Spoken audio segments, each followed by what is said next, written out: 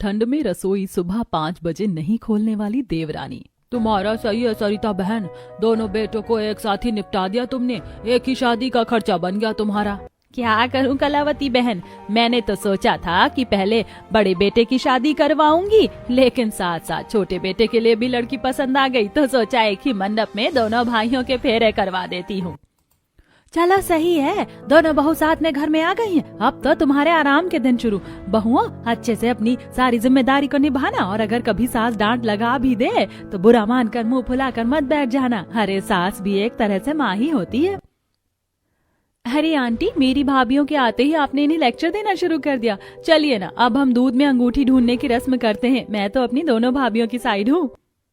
घर आई दोनों नई नवेली बहुएं अंजलि और पायल काफी ज्यादा खुश होती हैं। चारों तरफ जैसे रौनक और खुशियों का माहौल छा गया था। सारी औरतें ढोलक पर नाच गाना कर रही होती हैं। वहीं दोनों जोड़े अंगूठी ढूंढने की रस्म के लिए बैठे थे। माँ पापा से विदा लेते समय काफी ज्यादा दुखी थी मैं। लग रहा था ससुराल जाकर भी बस रोऊंगी, लेकिन यहाँ सब कितने ज्यादा खुश है ना। इन्होंने हमारा गृह प्रवेश भी कितना अच्छा किया है। वो तो है भाभी, और घर की डेकोरेशन तो देखो कितनी अच्छी है। चलो अच्छा है, अरेंज मैरिज में भी हम दोनों को अच्छा ससुराल मिल गया है। दोनों देवरानी जेठानी आपस में एक दूसरे से बातें करने लगती हैं। थोड़ी देर में शादी की सारी रस्में खत्म हो जाती हैं और अब माया एक एक करके अपनी दोनों भाभीियों को उनके कमरे में छोड़ देती है।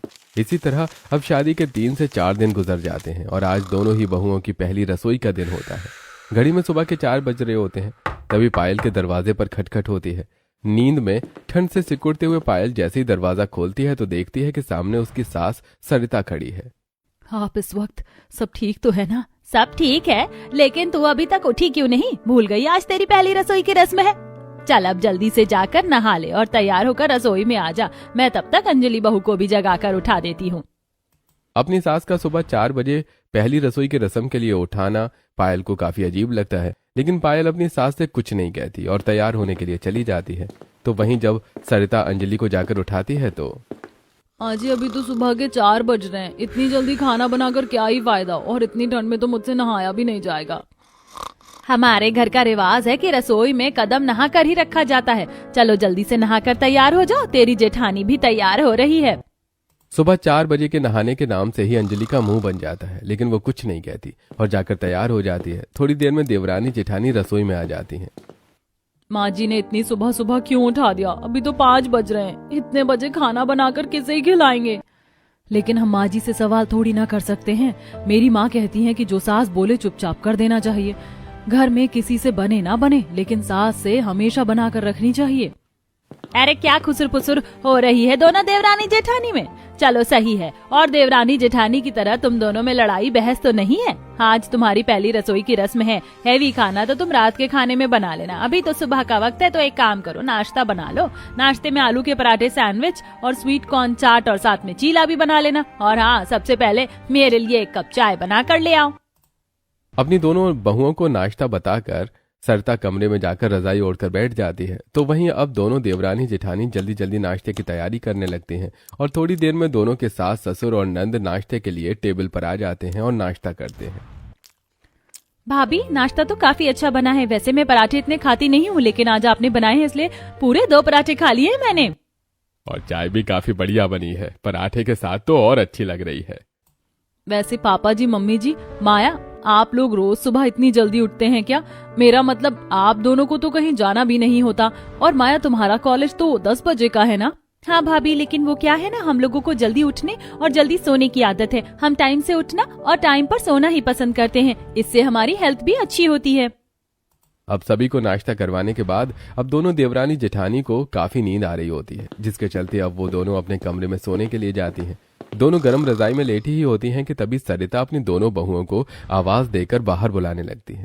अरे अब क्या हुआ? अभी तो मैं रजाई में घुसी ही थी, पैर भी ठीक से गर्म नहीं हुए मेरे। दोनों बहुएं अब बाहर आती हैं। कमरे में कहाँ चली गई थी? तुम्हारे पतियों के ऑफिस जाने का टाइम हो गया है। जाओ और उनके लिए भी अब नाश्ते की तैयारी करो। वो नाश्ते में ये सब नहीं खाते, उन्हें रोटी सब्जी ही चाहिए होता है। जाकर बनाओ रोटी सब्जी, बनाने में भी वक्त लगता है। जब आप लोग नाश्ता कर रहे थे तो उन्होंने आकर नाश्ता क्यों नहीं किया? वो भी साथ में ही कर लेते ना। उन लोगों के उठने का टाइम अलग है, उन्हें ऑफिस जाना होता है, रात को भी लेट आते हैं, लेट सोएंगे तो सुबह नींद भी तो लेट खुलेगी ना। अब ज्यादा सवाल मत करो, जाकर नाश्ते की तैयारी करो और नाश्ते के साथ साथ अपने पतियों को टिफिन देना भी मत भूल जाना। पायल और अंजलि दोनों रसोई में आती हैं और अपने पतियों की टिफिन और नाश्ते की तैयारी करने लगती हैं। 4 बजे से उठे हैं हम, 7 बजने को आ गए हैं, लेकिन अभी तक मेरी ठंड नहीं कम हुई। मेरा भी बस कब से कब कपी ही छूटी जा रही है। जल्दी से नाश्ता और टिफिन तैयार करके मैं तो चली सोने है, मुझे तो नींद भी आ रही है। दोनों देवरानी जेठानी जल्दी से नाश्ता टिफिन तैयार करती हैं और जैसे ही दोबारा आराम करने के लिए जाती हैं कि तभी सरिता उन्हें घर के काम पकड़ा देती है, जिसके चलते सुबह से रात कब हो जाती है उन्हें पता ही नहीं चलता। दम आलू की सब्जी तो काफी अच्छी बनी है, लगता है इसमें आपने दही भी डाला है, काफी अच्छा टेस्ट आ रहा है इसका। वैसे माँ जी ये लोग ऑफिस से कब तक आएंगे? रोटियां गर्म थी, अगर जल्दी आकर खा लेते तो सही रहता। इन लोगों के आने का सही वक्त हमें भी नहीं पता है, कितने बजे आते हैं, कभी 10 बजे आएंगे तो कभी 11 बजे तो कभी 12 भी बज जाता है और कभी तो शाम के 6 बजे दर्शन देते हैं। इन लोगों के आने का कोई टाइम टेबल फिक्स नहीं है। सभी लोग डिनर करके अब अपने कमरों में सोने के लिए चले जाते हैं, तो वहीं दोनों बहुएं भी काफी देर इंतजार करके अपने अपने कमरे में नाइट ड्रेस में जाकर लेट जाती हैं और उनकी आंख लग जाती है। तभी रात के 11 बजे उनके पति ऑफिस से घर आते हैं और अपने पत्नियों को उठाने लगते हैं। अंजलि उठो ना, अरे बहुत जोरों की भूख लग रही है। अंजलि जल्दी से खाना दो, फिर मुझे सोना भी है। मुझे बहुत तेज नींद आ रही, तुम जाकर खुद ले लो ना, खाना किचन में ही रखा है। यार तुम कैसी बीवी हो, पति रात को काम करके लौटा है, फिर भी तुम उसे खाना तक गर्म करके नहीं दे सकती हो। रहने दो, मैं भूखा ही सो जाऊंगा आज। अंकुर की बात सुनकर अंजलि उठ जाती है और चिढ़कर शॉल ओढ़कर जैसे ही रसोई में जाती है तो देखती है कि उसकी जेठानी भी अपने पति के लिए किचन में रोटियां बना रही होती है। ये सही है, ये लोग खुद रात में लेट आते हैं और हमें ठंड में नींद में उठकर खाना बनाना पड़ता है। बिस्तर को छोड़कर आने का मन ही नहीं कर रहा था। ये बार बार ठंड में बिस्तर से निकलना मुझे बहुत बुरा लगता है। अब क्या ही कर सकते हैं, अपने पतियों का ख्याल भी तो हमें ही रखना है। अब दोनों देवरानी जेठानी जल्दी जल्दी रोटियां बनाती है और अपने पति को खिलाकर बिस्तर में घुस जाती हैं। तकरीबन रात के 2 बज रहे होते हैं कि तभी अंजलि के कमरे के दरवाजे पर खटखट होती है। अभी तो घड़ी में 2 ही बज रहे हैं, ये तो माँ जी के भी आने का वक्त नहीं है। इस वक्त कौन हो सकता है? अंजलि जैसे ही नींद में दरवाजा खोलती है तो देखती है कि उसका ससुर सुरेश खड़ा है। अरे इतनी रात में परेशान किया, उसके लिए सॉरी बहू। वो क्या है ना, तुमने खाना तो काफी अच्छा बनाया था, लेकिन उस वक्त पेट में थोड़ा दर्द हो रहा था तो मैंने कम खाया था। अभी अचानक से भूख लग गई है और अगर भूखे पेट सो जाऊंगा तो गैस बनती रहेगी। एक काम करो, तुम मेरे लिए थोड़ा सा दलिया बना कर ले आओ, मैं तब तक कमरे में बैठा हूँ।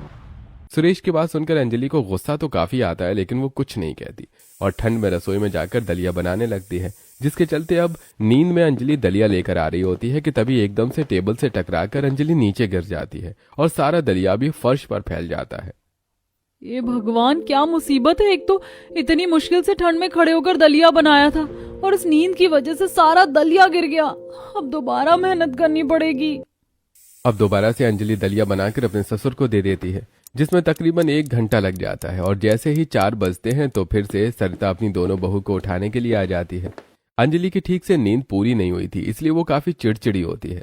माँ जी, आप लोग एक साथ में नाश्ता नहीं कर सकते क्या? पहले आप लोगों के लिए नाश्ता बनाओ, फिर पतियों के लिए अलग से नाश्ता, और रात को खाने का वक्त भी सबका अलग है। और 2-2 बजे भी ससुर जी आकर खाना मांगते हैं। हम सोए कब? 5 बजे से पहले ही रसोई खुल जाती है यहाँ तो। लगता है तुम्हारी माँ ने तुम्हें सिखाकर नहीं भेजा है। बहुएं जब ससुराल जाती हैं तो ससुराल वालों के हिसाब से ढलती है, ना कि ससुराल वाले बहू के हिसाब से ढलते हैं। अब सबके उठने सोने का टाइम अलग है, तो इसमें मैं क्या कर सकती हूँ? शुरुआत में दिक्कत होती है, लेकिन धीरे धीरे आदत पड़ जाती है। अगर मैं वो दिन नहीं लाई ना जब उन्हें बहू के हिसाब से चलना हो, तो मेरा नाम भी अंजलि नहीं। अब ऐसे 1-2 दिन गुजर जाते हैं। आज तो आधी रात में अंजलि के साथ साथ पायल को भी उठना पड़ता है, जिससे वो काफी ज्यादा चिढ़ जाती है।